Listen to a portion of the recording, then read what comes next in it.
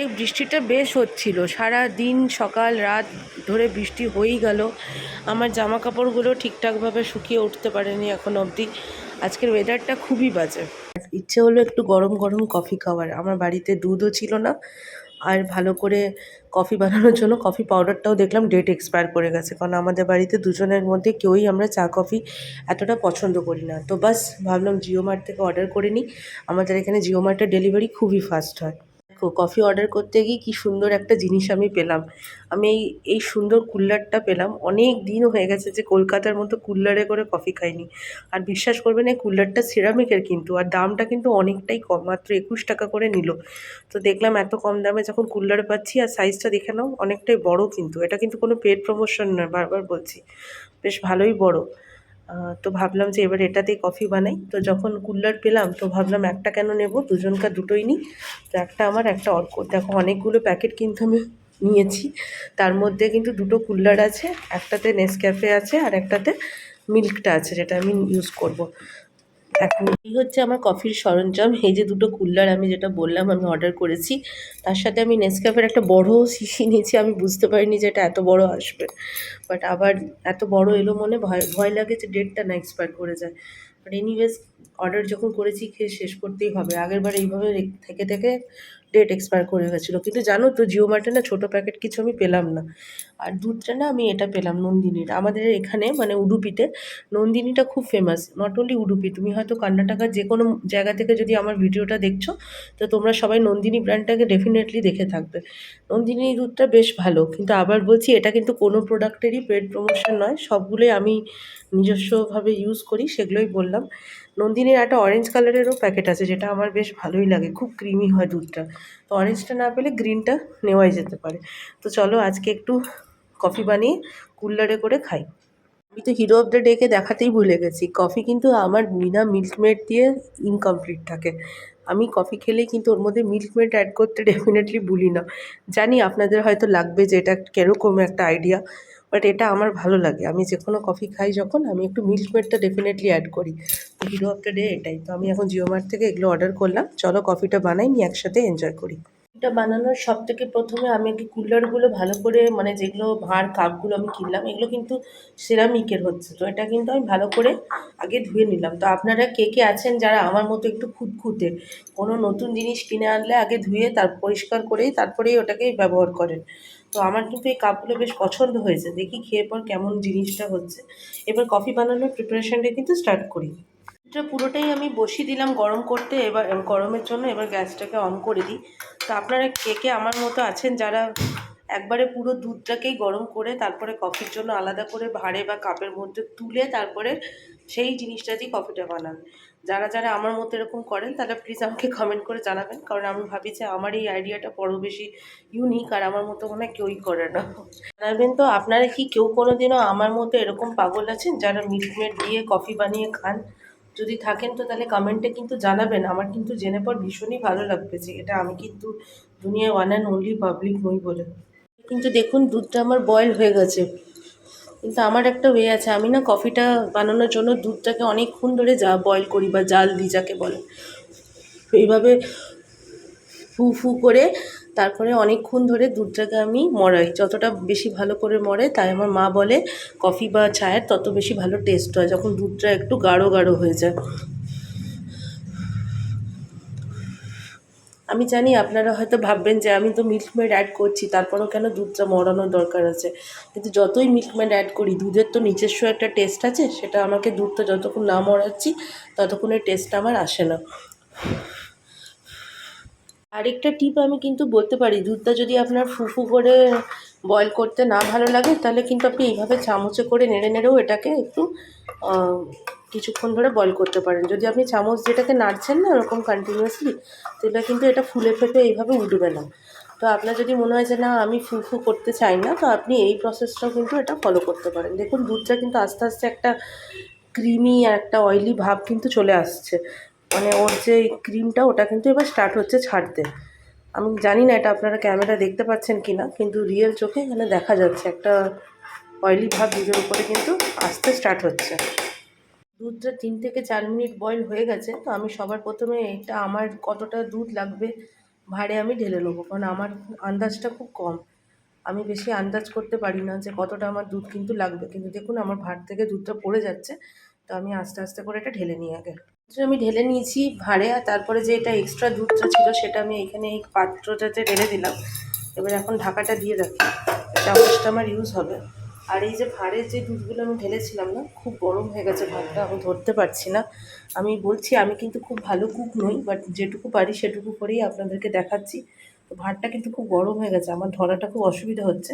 তো আমি একটা আস্তে আস্তে করে কাপড় দিয়ে ধরে দুধটা পুরোটা আবার প্যানে ট্রান্সফার করে নেবো, কারণ আমার আইডিয়াটা খুব কম হয় যে কতটা দুধ আমার লাগে একটা কাপে, আমি কিছু বুঝতে পারি না। তার জন্য এটা একটু তাও টাচেবল আছে। ফার্স্টে এটাকেই বরং ঢেলে দিই, চলুন।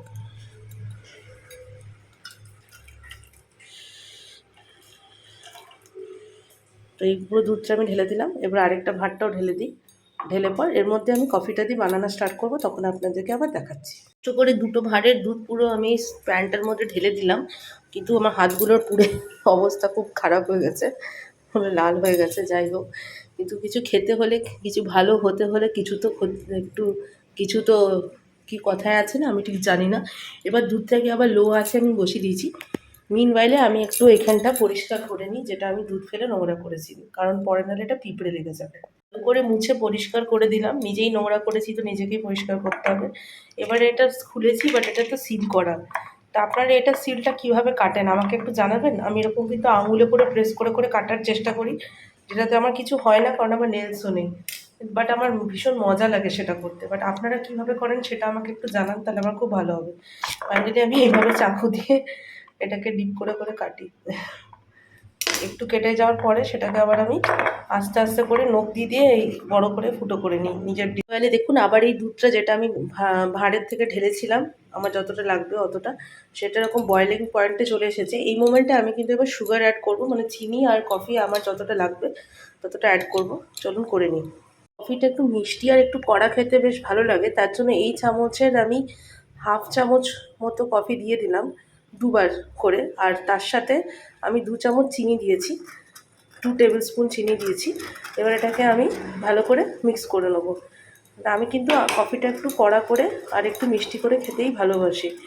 আপনারা কেমন কফি খেতে ভালোবাসেন আমাকে কিন্তু ডেফিনেটলি জানাবেন, আমার কিন্তু বেশ ভালো লাগবে জানতে পারলে। আমার না কিছু কফি এরকম লাম্পসের মতো হয়ে গেল, বুঝতে পারছি না কেন। চেষ্টা করলাম ভাঙার, ওগুলোকে সাইডে তুলে বাট ভাঙা গেল না, জানি না কেন। এই মিস্টেকটা কেন হলো আমাকে যদি কেউ কমেন্টে একটু বলতে পারেন তাহলে খুব ভালো হয়। এটা কেমন চায়ের মতো দেখতে লাগছে, কারণ এটা তো চা নয়, এটা কফি। আমি কি অ্যামাউন্টটা বেশি দিয়ে দিলাম, তার জন্য হলো? একটু কাইন্ডলি আমাকে যদি কেউ জানাতে পারেন তাহলে খুবই ভালো হয়। নেক্সট টাইম থেকে আমি সেইভাবেই করব, কারণ আমার না চা কফি বা কিছু বানানোর অভ্যেসটা খুবই কম। কারণ যেরকম বললাম না, আমাদের বাড়িতে আমরা দুজনেই চা বা কফি কেউ খাই না। আমরা যেটুকুই খাই অফিসের মধ্যে অর্ডার করে ওই সকালের ব্রেকফাস্টের পরে আর বিকেলে স্ন্যাক্সের সাথে খেয়ে নিই। তো বাড়িতে এসে চা বা কফি বানানোর দরকারই পড়ে না, আমরা শুধু গরম দুধ করে খাই বা হরলিক্সই খাই। তো এটা কেন হলো আমি বুঝতে পারছি না।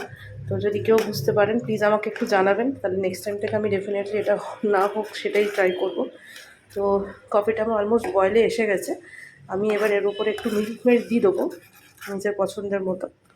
কথা কিন্তু জানিয়ে দিই, যখনই মিল্ক মেডটা দেবেন না তখন কিন্তু গ্যাসটাকে আগে বন্ধ করে দেবেন, গ্যাসটা অন করে কিন্তু মিল্ক মেডটা দেবেন না। এটা বন্ধ করে দেবেন, তারপরে আপনার ডিজায়ারেবল কতটা মিল্ক মেড লাগবে স্পুনের মধ্যে নিয়ে আপনি দিয়ে দেবেন। আমি কিন্তু এখন মিল্ক মেডটা এই স্পুনটারই 1টা স্পুন পুরো নিলাম, আর এটা এইভাবে উপরে দিয়ে দিচ্ছি, কারণ আমার 2 কাপ কফি আছে। আর আমি যেরকম কি বলেছিলাম আমার একটু মিল্ক মেড না দিলে কফিটার টেস্টটা ভালো লাগে না। তারপরে ওটাকে ভালো করে স্পুন দিয়ে কিন্তু মিক্স করে নিতে হবে।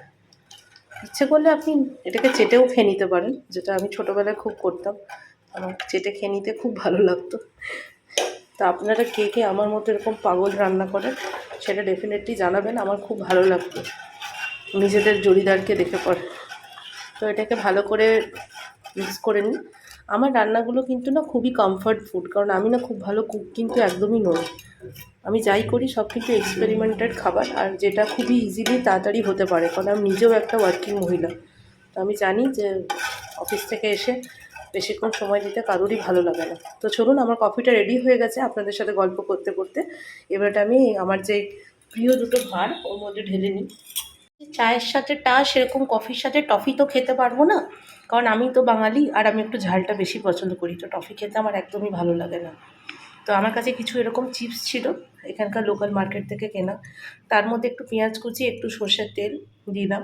কাঁচা লঙ্কাগুলো কুচি করে যদি আপনারা মিশিয়ে খান না, দারুণ লাগে টেস্টে। কিন্তু আমার হাতটা না প্রচণ্ড জ্বলছে, গরমের ব্যাপারটা লেগে হাতটা প্রচণ্ড জ্বলছে, তো আমি কাঁচা লঙ্কাটা মিক্স করতে পারলাম না। তার জন্য আমি এরকম করে সাইডে কাঁচা লঙ্কাটা নিয়ে নিলাম, একদম কামড়ে কামড়ে খেয়ে নেবো। তার সাথে সর্ষের তেল আর চিপসগুলোকে ভালো করে পেঁয়াজ দিয়ে মিক্স করলাম। এর মধ্যে যদি 2 ফোঁটা লেবুর রসও দেওয়া হয় খুব ভালো লাগে, কিন্তু আমি তো কফি খাচ্ছি, দুধ আছে তার মধ্যে, তো লেবুর রস দিলে পেটে গিয়ে কিন্তু সব ছানা হয়ে যাবে। তার জন্য লেবুর রসটা স্কিপ করলাম। এসেছে এটা আমার গরম গরম কফি আর চিপসের প্ল্যাটার। চলো এটাকে এনজয় করি, বৃষ্টিও পড়ছে বাইরে, তো বসে বসে একটু টিভি দেখতে দেখতে এটাই খাওয়া যাক। আর তোমরা হয়তো ভাবছো যে আমি একটা কাপ কফি কেন নিয়ে এলাম, অর্করটা কোথায়? অর্করটা এই কারণেই আমি আনিনি, কারণ ও এখন একটু ঘুমোচ্ছে, ওর আজকে শরীরটা খুব একটা ভালো নেই।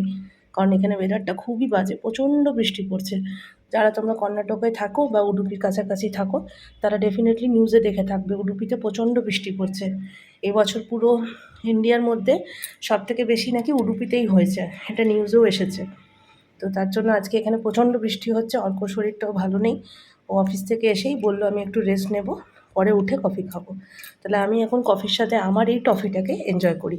তোমরা কমেন্ট করে ডেফিনেটলি জানিও আমার কফি আর আমার টফি দুটো কেমন লাগলো। আজকে একটু কলকাতার ভাইবটা এনজয় করেই নিই ফাইনালি। থ্যাংক ইউ আমার ভিডিওটা দেখার জন্য। আমাকে অনেক অনেক ভালোবাসা দিও আর এইভাবেই সাথে থেকো। Thank you. আগের ভিডিওতে আবার দেখা হবে। Bye by.